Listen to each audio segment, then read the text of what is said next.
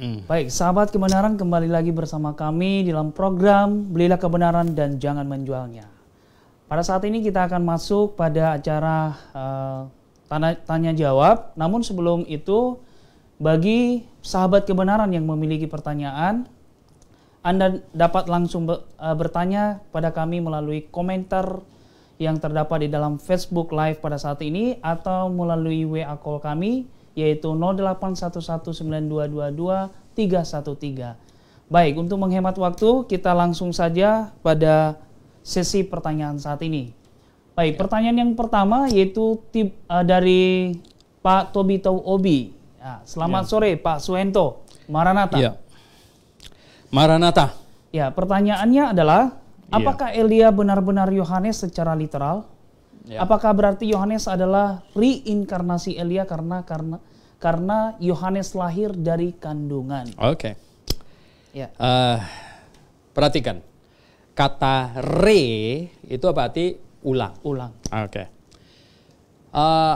Sebenarnya Tuhan tidak pernah janji ya, bahwa tiap-tiap manusia nanti ada reinkarnasi seperti ya, yang diajarkan oleh agama tertentu. Tuhan tidak pernah janji. Ya. Tuhan tidak pernah janji Darmawan nanti akan datang lagi gitu kalau sudah mati. Tidak janji begitu. Tetapi ya semua orang Yahudi tahu Elia itu sudah mati, sudah tidak ada. Dan di dalam kitab Maliaki, ya, kitab Maliaki itu ditulis 400-an tahun. Ya. Sedangkan Nabi Elia itu kira-kira 700-800-an tahun. Berarti sudah 400-500 tahun. Ya. 500-an tahun gitu. 500-an tahun. Elia sudah tidak ada. Nah, Tuhan pakai Nabi Maleaki berkata dia akan kirim Elia. Nah, boleh nggak Tuhan lakukan itu? Boleh. Sangat ya boleh. Ya nggak? Ya Tuhan kan bilang dia mau kirim Elia. Ya toh? Mungkin orang berpikir Elia datang gini, plop, datang gitu lah. Enggak. Ternyata Elia tidak datang dalam bentuk itu. Ternyata Elia datang melalui rahimnya Elisabeth. Begitu. Ya kan? Nah, Tuhan tidak berkata bahwa Yesaya akan reinkarnasi lagi. No. Ya toh? Tuhan tidak berkata bahwa Daud akan reinkarnasi lagi. No. Ya. Tuhan hanya bilang Elia. Ya kan? Elia akan datang lagi. Dia akan kirim Elia. Dia kirim Elia. Gitu. Dan tidak ada orang lain lagi. Cuman Elia. Ya, begitu. Makanya tidak benar kalau Anda lalu atau kita lalu mengajarkan bahwa ada peristiwa reinkarnasi. No. Cuman satu yang dikatakan bahwa dia akan kirim dia datang lagi. Itu ya dong. Elia. Begitu. Jadi Yohanes itu betul Elia. Bukan saya yang ngomong, Tuhan Yesus yang ngomong kok. Ya, bahwa jikalau kamu menerimanya, dia itu Elia. Dan kita sudah cek loh. Sampai bajunya, ikat pinggangnya, rohnya sama. Nggak ada foto aja. You know. Memang belum bisa difoto. Semuanya yang lain cocok gitu. Oke. Baik, saya pikir itu sudah jawaban yang sangat luar biasa. Baik, kita langsung beralih pada pertanyaan selanjutnya masih dari Pak Tobito O. Ya, pertanyaan yang kedua, apakah Melkisedek tokoh asli manusia yang benar-benar ada secara historis hidup di bumi atau hanya dongeng? Apakah Melkisedek secara literal adalah Allah? Sebenarnya begini, ya, Alkitab tidak pernah ceritakan dongeng. Ya, tidak pernah. Alkitab tidak pernah cerita dongeng. Alkitab bukan buku dongeng gitu. Ya, tidak. Ya. Melkisedek jelas dia adalah pribadi yang sampai bisa menerima persepuluhan dari Abraham. Gitu. Saya tahu di medsos ada banyak keributan tentang siapa ini Melkisedek. Ya, siapa ini Melkisedek? Dan mungkin pertanyaannya bisa liar ya dan tidak ada ketentuan. Tapi kalau kita perhatikan Ibrani pasal 7 ya, kalau kita perhatikan Ibrani pasal 7 ya, maka ya kita bisa katakan bahwa Melkisedek waktu itu ya Dia hadir dan katakannya apa di situ ya? Ia tidak berbapak, tidak beribu. Nah, ini ada banyak penafsir dari teolog liberal bilang ada, maksudnya tidak tercatat. No, Alkitab tidak bikin begitu ya. Alkitab berkata ia tidak berbapak, ia tidak beribu. Kalau nggak tercatat, Alkitab akan tulis begini.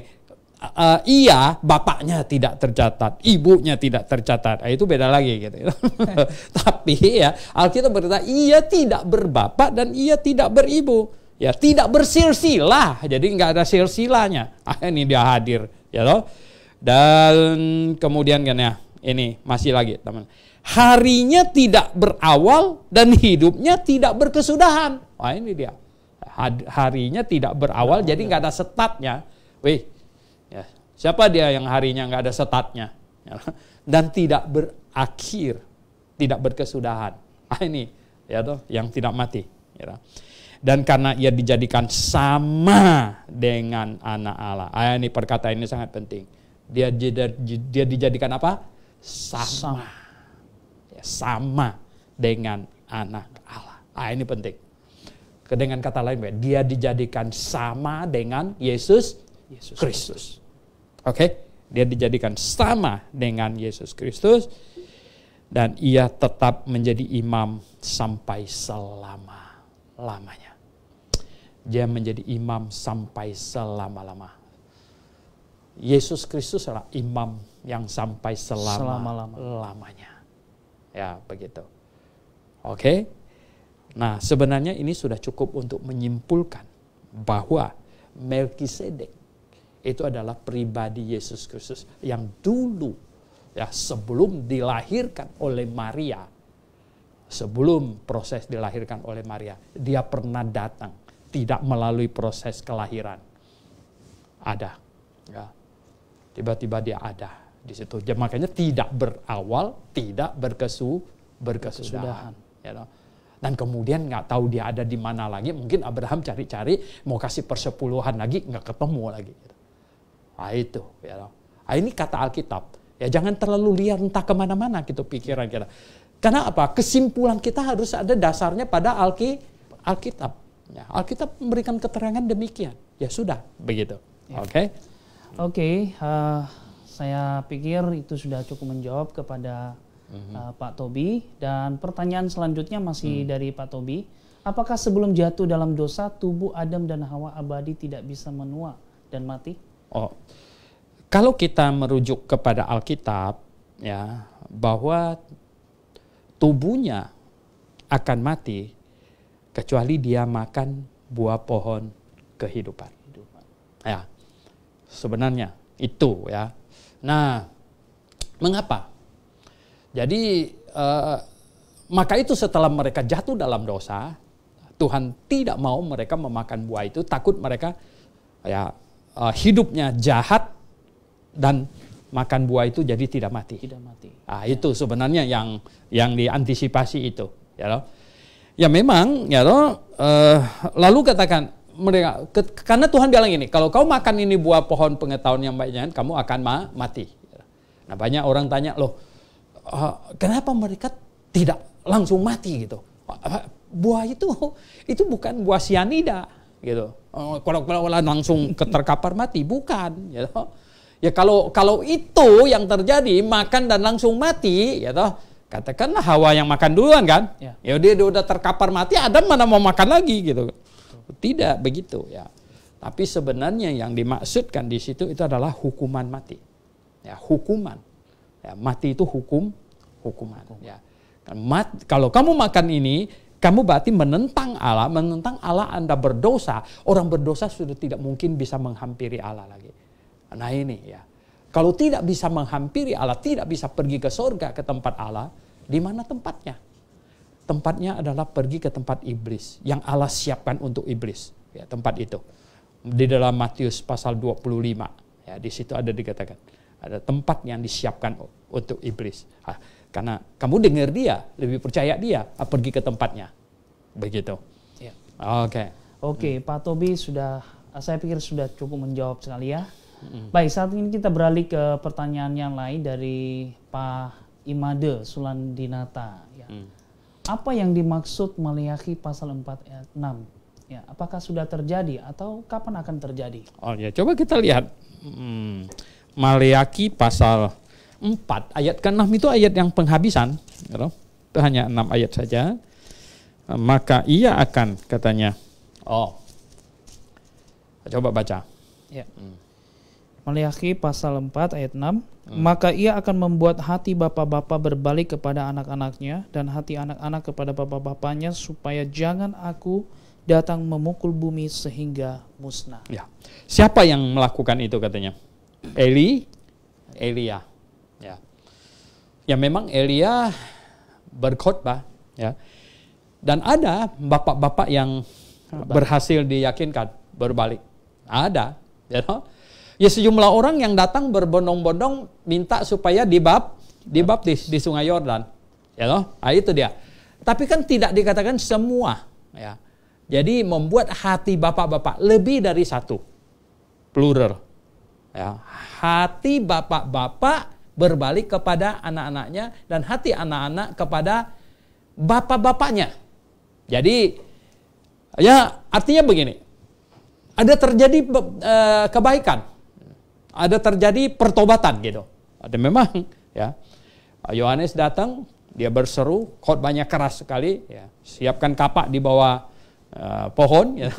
Tinggal ditebang dan ada banyak yang bertobat, ya. Begitu. Itu memang sudah terjadi. Ya cuma tidak semua gitu. Kalau semua yang bertobat, ya udah langsung. Ya mereka berarti akan sambut dia. Mereka sambut dia, itu plan A yang jadi. Mereka sambut dia karena dia utusan Yesus, utusan Allah sendiri, pasti menyambut Allah juga. Ya, menyambut Yehova. Dan pasti ya kalau menyambut Yohanes, menyambut Yehova, yang kebakaran jenggot duluan Herodes. Marah besar. Waktu bayi saja dia mau dibunuh toh. Itu marah besar, di BF sama Roma, tangkap sikat habis begitu. Itu. Oke. Kita langsung saja. Pertanyaan yang keempat dari Pak Tobito. Apakah tubuh Adam dan Hawa sebelum jatuh dalam dosa merupakan tubuh kebangkitan atau kemuliaan, sama persis seperti tubuh Yesus saat bangkit dari kematian? Oh bukan, ya. Itu tubuh karena gini, tubuh Adam dan Hawa itu tubuh yang dibuat dari tanah, gitu ya. Itu tubuh yang dibuat dari tanah. Sedangkan tubuh kebangkitan nanti itu bukan tubuh yang terbuat dari tanah lagi. Itu sudah tubuh yang mulia. Ya, itu dia. Ya. Jadi tubuh Adam dan Hawa, walaupun sebelum jatuh dalam dosa, itu tetap tubuh yang terbuat dari tanah. Oke, Pak Tobi sudah cukup menjawab. Sekarang kita pertanyaan selanjutnya, yaitu apakah mungkin ada wahyu yang bukan inspiration selama masa setelah kitab Maliaki sampai sebelum PB? Ada muncul yang macam-macam begitu, tetapi itu disebut apokrif, ya. Tobit, Yudit, Makabe, itu ada kurang lebih 12 kitab, ya. Itu yang ada gereja lain menaruhnya antara Maliaki sampai Matius itu. Itu kitab apokrif, ya. Kita disebut apokrif itu menyusup masuknya. Nah kita tidak terima itu. Ya. Kenapa? Satu, orang Yahudi tidak terima itu. Ya, sebagai firman Tuhan. Dua, ya, rasul-rasul Tuhan Yesus tidak pernah mengutipnya. Ya, makanya tidak pernah Anda baca di dalam Injil nama ya Tobit, Yudit, Makabes, kan nggak pernah. Ya, itu dua. Dan ketiga, Tuhan Yesus di dalam Lukas 24 ayat 44 hanya menyebut kitab Taurat, itu 5, ya. Kitab Nabium itu ada 19, kemudian kitab Ketubim ada 12. Jadi 39 kitab ini yang Tuhan Yesus berkata berisikan tentang aku. Jadi jelas sekali ya. Maka itu kita bilang bahwa dari Maliaki sampai Yohanes tampil, ya, Tuhan tidak turunkan wahyu atau menginspirasi, ya, siapapun untuk menuliskan. Makanya tidak ada firman Tuhan sampai Yohanes tiba, ya, baru kemudian ya, Tuhan Yesus datang dan kemudian pewahyuan dan ditulislah 27 kitab perjanjian baru. Sehingga lengkap di tangan kita 66 kitab firman Tuhan. Ya. Oke. Masih ada? Jelas ya Pak? Masih. Saat ini pertanyaan dari Pak Imade. Bagaimana cara memahami 2 Petrus pasal 3 ayat 10? Di sana ada kata pencuri dan langit akan lenyap. Kaitannya dengan rapture dan tribulasi serta setelah kerajaan 1000 tahun. Coba dibaca. Ya. 2 Petrus pasal 3. Ya, 2 Petrus. Ya. Pasal 3 ayat yang ke-10. Ke-10 ya. Ya. Baik, 2 Petrus pasal 3 ayat yang ke-10. Ya. Tetapi hari Tuhan akan tiba seperti pencuri. Pada hari itu langit akan lenyap dengan gemuruh yang dahsyat dan unsur-unsur dunia akan hangus dalam nyala api dan bumi dan segala yang ada di atasnya akan hilang lenyap. Iya, jadi kalau segala sesuatu ini akan hancur secara demikian, betapa suci dan salehnya kamu harus hidup, yaitu kamu yang menantikan dan mempercepat kedatangan hari Allah. Begini, ya, sifat nubuatan kadang tercampur. Tercampur begini. Kalau kita lihat di Matius pasal 24, murid Tuhan Yesus itu menanyakan 3 hal. Kapan hari Bait Allah akan dihancurkan? Kapan hari kedatanganmu, kedatangan Tuhan? Kapan hari dunia ini lenyap? 3. Akhirnya Tuhan jawab secara overall, kita yang memilah-milahnya. Yang Bait Allah hancur sudah selesai. Gitu. Hari kedatangan Tuhan belum. Nah, hari kemudian Tuhan langit dan bumi ini lenyap juga belum. Nah, 2 hari itu, hari kedatangan Tuhan dan hari dunia ini lenyap. Gitu. Hari kedatangan Tuhan saja, kedatangan Tuhan itu di dalam Alkitab, nubuatan tentang hari kedatangan Tuhan ini ada yang bagian yang mengajarkan Tuhan datang seperti pencuri. Selain di sini di 2 Tesalonika juga dikatakan datang sebagai pencuri. Tapi ada bagian yang lain yang kakinya akan berjejak di Bukit Zaitun. Ya, dan langit dan bumi lenyap. Oh, itu masih jauh, langit dan bumi lenyap. Tetapi semuanya ditumpukkan dalam sepertinya satu nubuatan. Nah, kita yang kemudian harus bisa memilahnya dengan benar, sesuai dengan di dalam 2 Timotius, ya, kata janganlah engkau malu, ya, engkau harus menjadi orang yang dapat, ya, sebenarnya memilah Alkitab dengan benar, gitu. Ya, seperti Rasul Paulus memotong kulit, ya, bikin tenda, motongnya harus benar, gitu. Kalau nggak benar nanti rusak, gitu. Nah, berarti harus memilahnya begini. Kedatangan Tuhan Yesus yang kedua kali, katanya, yang datang kedua kali itu untuk menjemput kita, ada yang ini katanya seperti pencuri, ya, seperti pencuri. Terus satu lagi katanya, ini datang bukan seperti pencuri, yang satunya ini yang ya semua mata, ya, memandang, ya, mata memandang. Nah, sekarang saya tanya, kalau pencuri itu semua mata memandang nggak? Nggak mungkin.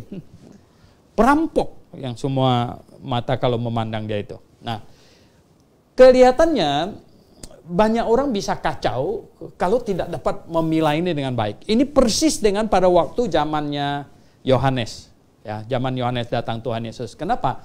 Karena waktu itu nubuatan perjanjian lama ada nubuatkan tentang, ya, Mesias itu sebagai hamba. Juga ada menubuatkan Mesias itu sebagai raja. Nah, raja dan hamba ini nggak klop gitu. Ya, nggak kompatibel. Bagaimana raja bisa hamba bisa raja? Gitu. Nah, mereka tidak hati-hati menelaah firman Tuhan. Seharusnya itu 2 kali. Dia datang sebagai hamba, kemudian ditangkap dan disalibkan, ya, itu sebagai hamba. Tapi kemudian dia bangkit dan dia akan datang sebagai raja. Itu sebenarnya. Nah, sekarang juga ketika nubuatan mengenai kedatangan Tuhan yang kedua kali, ada sebagian dikatakan dia datang seperti pencuri, kemudian dia datang semua mata memandang kepadanya. Nah, yang berhikmat harus dapat memilah. Berarti itu ada dua fase, gitu, dua fase. Kalau datang sebagai pencuri, berarti tidak dilihat oleh semua orang. Tidak dilihat semua orang. Kalau datang sebagai pencuri itu mengambil sesuatu. Nah, oleh sebab itu, ya coba lihat. Berarti rapture inilah sebenarnya yang datang seperti pencuri. Itu saat rapture. Jadi apa? Ada yang diambil. Yaitu ada orang yang diambil. Dan tidak diketahui, itu pencuri. Datangnya tidak dilihat semuanya. Nah, sedangkan di bumi ini akan terjadi tribulation nanti. Nah, datang lagi. Ini yang sebenarnya semua mata memandang kepadanya, kakinya berjejak di Bukit Zaitun, ya. Bukit Zaitun akan terbelah jadi dua. Nah, ini yang semua mata akan memandangnya. Jadi ada dua fase dipisahkan oleh masa tribulation yang 7 tahun gitu. Sedangkan langit dan bumi lenyap itu di akhir dari kerajaan 1000 tahun. Gitu.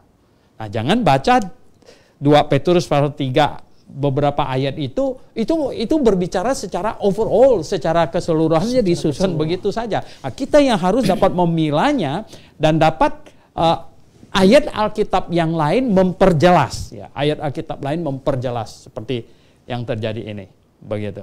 Oke. Baik, masih banyak waktu ya Pak ya? Boleh. Dikit lagi ya. 4.30. Ya, sampai kapan? 4.30. Hampir. Ya. Oke, coba kita habisin ini. Oke, sesuai dengan informasi 2 pertanyaan lagi Pak. Ya. Baik, saat ini masih pertanyaan dari Pak Tobi. Apakah mungkin Tuhan menyelamatkan bangsa lain selain bangsa Israel yang beriman di zaman PL dengan perbuatan baik atau hati nurani? Tidak dengan perbuatan baik. Bangsa lain semuanya akan diselamatkan. Sebenarnya begini, ya. Ini kita lihat, ini kan Yohanes datang. Ini masa Yohanes. Nah, jadi kita kalau lihat ini dengan jelas, ini penciptaan, ya. Penciptaan, kemudian kejatuhan, ya. Kejatuhan. Nah, zaman ini ayah sebagai imam. Ini zaman di mana ayah sebagai imam, ya loh. Kemudian ini zaman, ya. Ini zaman di mana Harun sebagai imam. Ini Harun, ya. Ini di sini ayah, ya. Ayah sebagai imam.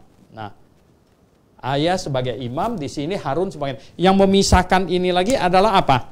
Yang memisahkan ini adalah Taurat diturunkan, ya. Taurat turun. Gini, ya. Taurat turun. Nah, begini. Sejak manusia jatuh dalam dosa, Allah umumkan akan kirim juru selamat, gitu. Dan juru selamat itu nanti akan dihukumkan menggantikan manusia. Nah, sebenarnya siapa saja yang percaya itu selamat, gitu. Sebagai bukti orang itu percaya, maka ambillah batu disusun berbentuk meja, gitu, ya toh. Ambil seekor domba, taruh di atasnya, pegang kepalanya, mengaku salah dan domba itu disembelih. Itu tandanya orang itu percaya pada janji Allah akan kirim juru selamat. Dan kelihatannya Adam dan Hawa sangat percaya. Adam dan Hawa sangat percaya akan itu. Maka itu orang tanya, bagaimana Pak? Adam dan Hawa masuk surga nggak? Kelihatannya masuk karena mereka sangat percaya gitu. Nah, jadi ibadah simbolik sederhana sembelih domba di atas mezbah itu menandakan yang bersangkutan percaya kepada juru selamat yang akan datang. Ya. Percaya juru selamat yang akan datang. Nah, jadi orang PL semuanya, ya, yang mau selamat, dosanya dihitung selesai, mereka harus bertobat percaya kepada juru selamat yang akan datang. Nah, waktu itu dari Adam kejatuhan sampai Taurat diturunkan, ayah bertanggung jawab untuk, ya, menceritakan atau untuk menyampaikan kebenaran yang sangat sederhana ini kepada anak cucunya. Apa saja? Ya, kasih tahu bahwa kita memang berdosa, ngaku saja sudah salah, ya. Dan kemudian menyesal, ya, dan percaya bahwa Allah akan kirim juru selamat Cukup. Juru selamat itu siapa? Belum, masih jauh, gitu ya. Nah, akan kirim juru selamat. Nah, kemudian hukum Taurat diturunkan. Di sini Harun sebagai imam, bangsa Yahudi bertanggung jawab untuk memberitakan kepada bangsa yang lain sekarang. Ibadah simboliknya dibikin lebih sempurna, ya toh. Awalnya pakai tenda, kemudian pakai gedung bait Allah, ya toh, dan ibadah simboliknya lebih lengkap lagi. Ada bangsa-bangsa lain yang selamat, ya. Ada banyak bangsa yang lain yang selamat, ya. Sampai kepada zaman Tuhan Yesus saja kita tahu beberapa. Cornelius itu bukan orang Yahudi, ya. Dia itu komandan Kodab waktu itu. Pangkatnya besar itu, ya. Karena dia tinggal di Kaisaria, itu dia komandan militer yang wilayah provinsi, ya, Kaisaria. Oh, itu kalau sekarang Indonesia, ya enggak, yang membawain pasukan satu provinsi kan Kodam. Nah, jadi ini komandan Kodam itu Cornelius. Dia bukan orang Yahudi, karena orang Yahudi nggak mungkin bisa sampai pangkat begitu. Ya, dia orang Roma, tapi dia percaya. Sida-sida dari Ethiopia. Anda tahu dari Ethiopia sampai Yerusalem berapa jauh? 4.194 km menurut Google Map. Ya. Itu lebih dari setengah tahun itu jalannya sampai ke Yerusalem. Nah, mengapa mereka ini? Ini orang-orang non-Yahudi di Perjanjian Lama yang percaya, ya, kepada Allah Jehovah, ya, yang percaya bahwa ini di sini ada Allah yang benar. Anda tahu nggak? Kasusnya Sadrak Mesak Abednego, ya, Sadrak Mesak Abednego di Babylon itu sudah mendunia kemana-mana, gitu loh, ya. Itu sudah diketahui oleh semua orang. Bagaimana ada 3 anak muda orang Yahudi dicemplungkan ke dalam api yang dipanaskan 7 kali dan tidak hangus sehelai rambut pun. Nah, itu sudah dibawa pulang ke wilayah mana-mana gitu ya. Mereka harus percaya di Yerusalem ada Allah yang benar, pencipta langit dan bumi. Mereka banyak yang percaya ke sini gitu. Ya, ini orang-orang yang beriman, orang Perjanjian Lama yang beriman gitu ya. Nah, kalau mereka bingung-bingung, makanya ketika sida-sida sudah datang dari begitu jauh, Tuhan tidak mau dia pulang dengan bingung-bingung, kirim Filipus untuk menjelaskan kepadanya. Oke, baik. Ya, cukup menjawab Pak Tobi. Ini pertanyaan terakhir ya, dari baik. Pak Tobi juga. Apakah berarti tidak mungkin semua orang Israel beriman menerima Yesus sebagai juru selamat di masa PB ini? Karena mereka akan bebal dan ditindas di masa tribulasi. Ya. Ada banyak orang Yahudi yang kemudian bertobat, ada banyak ya. Saya baca banyak riwayat hidup mereka. Ya. Nah, tetapi banyak yang tidak, mayoritas lah, lebih banyak yang tidak percaya. Dan ingat lo, semua rasul juga orang Yahudi. Nah, jadi banyak orang Yahudi yang percaya, tapi mayoritas artinya lebih banyak yang tidak percaya, begitu ya. Kelihatannya ada banyak faktor ya. Mungkin pribadi Yesus yang tidak datang dalam kondisi wah gitu, yang hebat gitu ya. Nah, yang di kalender-kalender itu kacau balau punya itu ya. Ada banyak orang Kristen gantung fotonya Robert Powell di ruang tamunya ya, berdoa sama bintang film. Itu kacau-kacau itu ya. Saya mau Yesus tidak ada gambarnya. Orang tak apa saya tahu, kalau gitu tunjukkan foto Yesus kalau itu bukan. Oh, enggak ada. Jangan begitu bodoh ya. Enggak ada foto Tuhan Yesus, tidak ada gambarnya gitu. Karena waktu itu ya, Yesus dianggap penjahat oleh orang-orang Yahudi, oleh Roma segala macam. Siapa mau lukis foto penjahat, ya toh? Sementara murid-muridnya ya enggak, ya mereka lari terbirit-birit, ya toh. Ini nggak tahu kemana sembunyi segala macam. Mana ada pikirin bikin foto dan lain apa, dan lukis segala macam. Nah, lukisan Yesus yang paling awal ya itu adalah sekitar abad keempat, ya 445 gitu. Baru ada lukisan Yesus gitu. Jadi ada banyak faktor membuat orang Yahudi tidak bisa terima Yesus adalah juru selamat. Mereka masih tunggu-tunggu lagi sekarang ini, tunggu-tunggu. Nanti penipu datang. Tuhan Yesus bilang apa? Ya, nanti dia datang, kalian akan menerimanya. Itu antikristus gitu, yang akan diterima. Semua kalangan nanti akan terima itu. Oke. Cukup baik. Berhubung karena waktu kita sudah di penghujung batas ya. Iya. Ya, itu artinya bahwa perjumpaan kita akan segera berakhir. Namun kami ingatkan sekali lagi kepada sahabat kebenaran yang belum dijawab pertanyaannya karena sangat banyak sekali tadi pertanyaan yang telah terdaftar. Anda dapat atau pertanyaan Anda dapat dijawab melalui WA group yang linknya telah tersedia di kolom komentar dan mungkin bisa ikutin Kamis malam.